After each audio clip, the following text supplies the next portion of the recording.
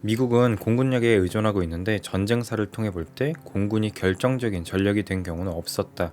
걸프전 당시 이라크의 대통령이었던 사담 후세인이 이와 같은 발언 직후 미국은 비웃기라도 하듯 한때 100만 명의 병력에 세계 4위의 군사력이라 평가받던 군대를 한순간에 회복 불능의 상태로 괴멸시켜 버렸습니다.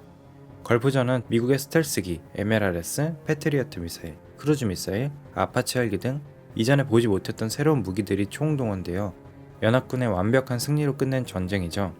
다양한 신무기 중에서도 미국의 F-117 스텔스기는 전쟁 기간 중 총 44대가 1,300회 출격해 단 한 대의 손실도 없이 1,600개의 중요 목표를 타격했고 전 세계 사람들에게 놀라움을 안겨주었습니다. 스텔스기는 이라크 방공망의 핵심이었던 레이더를 무력화시켰고 이라크군은 아무것도 보이지 않는 허공으로 수많은 포탄들을 쏘았지만 어떤 목표도 맞추지 못했습니다. 미국의 F-117 스텔스기는 걸프전을 통해 유명세를 타게 되었지만 현재까지도 러시아를 괴롭히는 핵심 무기 중 하나인데 러시아를 괴롭히는 이 스텔스 기술의 개발엔 러시아의 기술이 사용된 것을 알고 계신가요? 스텔스 기술은 앞선 영상에서 다뤘던 것처럼 일본의 기술로 일본을 패망시킨 레이더와 함께 본국에서는 버려진 기술이 적국의 전력이 된 대표적인 기술 중 하나인데요. 오늘 시간에는 찾으려는 자와 숨으려는 자의 보이지 않는 기술 개발사와 함께 탄생한 스텔스기에 대해 한번 알아보겠습니다. 스텔스는 영어로 무언가를 몰래 한다는 것을 뜻합니다. 의미 그대로 적의 방공망을 피해 은밀히 침투할 수 있는 항공기를 스텔스기라 부르죠. 적에 깊숙이 침투하는 이유는 크게 정찰과 공격 두 가지의 목적이 있는데 일반적으로 적의 레이더에 탐지되지 않는 기술을 스텔스라 칭하는 것 같지만 실제로는 적외선 열 탐지기를 포함해 다양한 탐지 수단으로부터 숨는 기술을 통틀어 칭합니다. 따라서 초기의 스텔스 기술은 가장 기본적인 탐지 수단인 사람의 눈을 속이는 것으로부터 출발했습니다. 지상군이 하늘과 구별하지 못하도록 전투기 아랫부분은 하늘색으로 공중의 적 전투기는 땅과 구별하지 못하도록 지상의 색과 비슷하게 칠하기도 하고 적국의 눈에 띄었더라도 어떤 기종인지 얼마나 멀리 있는지를 잘 가늠하지 못하도록 혼란을 주는 패턴으로 위장했습니다. 그런데 2차 세계대전 중 전선에 투입되기 시작한 레이더는 사람의 눈으로 놓쳤던 많은 전투기들을 찾아낼 뿐만 아니라 정확한 거리도 알 수 있어 잘 구축된 방공망 내부로의 작전이 힘들어지게 되었죠. 하지만 냉전 시기에 미국은 소련의 내부 상황을 알고 싶어 했습니다.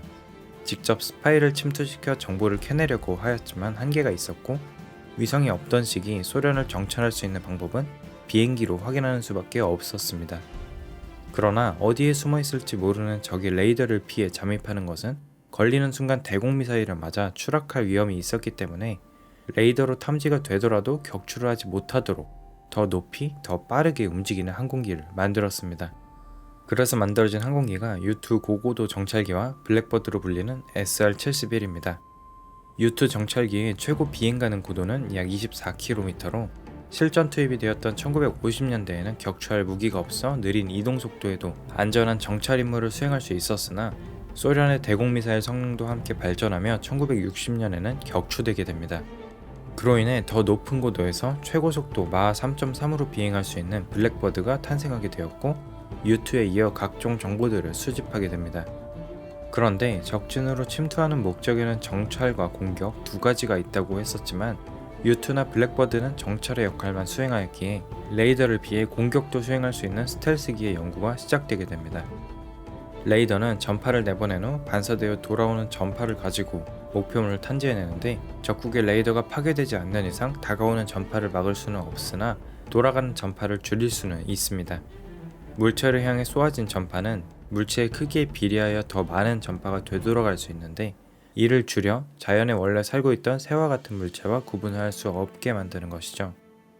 따라서 스텔스 기술은 탐지가 되지 않는 기술이 아니라 작게 탐지가 되는 기술입니다.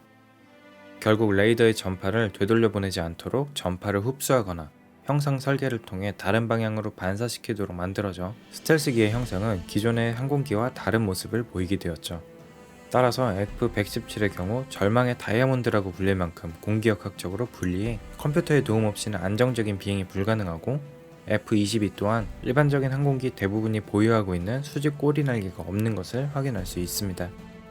그런데 지금이야 스텔스기라는 말을 많이 들어 알고 있고 사진으로도 봐왔기 때문에 저런 것이 스텔스기다 라는 것을 알 수 있지만 처음 개발했던 사람들은 단 한 번도 보지 못한 저 형상의 스텔스 기능을 가진다고 어떻게 알 수 있었을까요?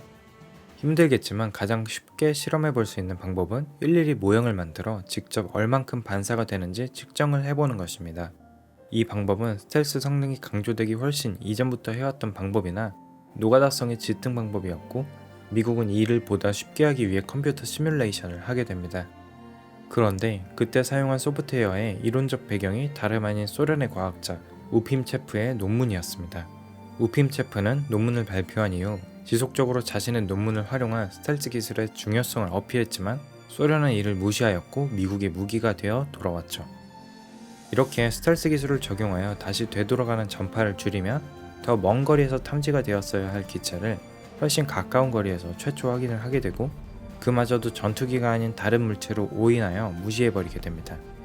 실제로 레이더는 공중의 새들이나 다양한 물체로부터 반사되어 나온 전파까지 모두 탐지해낼 수 있지만, 이를 화면 위에 모두 표현하게 되면 표적을 분리해내기가 굉장히 어렵고 혼란에 빠질 수 있어 자체 필터로 작은 물체는 레이더 화면에 아예 표시하지 않습니다. 그런데 이런 스텔스 기술도 발달하는 안티 스텔스 기술에 의해 탐지가 되고 있습니다. 기존 스텔스기들은 단파장의 X밴드 레이더에 특화되어 있는데, 기술이 발달하여 다른 파장의 장파 레이더를 사용하여 효과적으로 찾아낼 수 있게 되었고, 여러 개의 레이더 기지의 배치를 최적화하여 패시브 레이더를 통한 삼각 측량으로 위치를 잡아내는 기술 또한 만들어졌습니다. 또 항공기 간의 통신을 통해 위치를 잡아내기도 하고, 고속으로 비행하는 항공기의 엔진이나 전면부의 공기 마찰에 의한 열을 탐지하는 적외선 감시 장치들도 스텔스기를 찾아내는 데 활용이 되고 있죠. 현재 위에 언급한 기술 중 단 하나의 안티 스텔스 기술로 최신의 스텔스 항공기를 찾아내는 것은 힘들지만, 다양한 안티 스텔스 기능을 모두 활용한다면 거의 모든 스텔스 항공기를 찾아낼 수 있다고 합니다.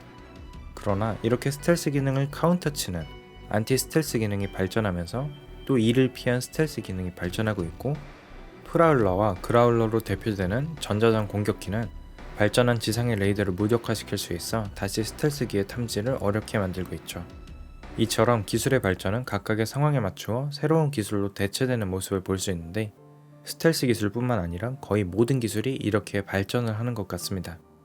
특히 국방 분야에서는 미국의 기술력이 타의 추종을 불허할 정도로 너무 앞서 나가고 있는데, 강대국들 사이에 있는 우리나라는 경제도 중요하지만 북한이라는 특수한 안보 상황도 있기 때문에 적절한 외교 전략으로 급변하는 세계 정세에 잘 대처해 나갔으면 좋겠습니다. 그럼 오늘 영상은 여기까지입니다. 다음번엔 더 흥미로운 영상으로 다시 찾아뵙겠습니다. 감사합니다.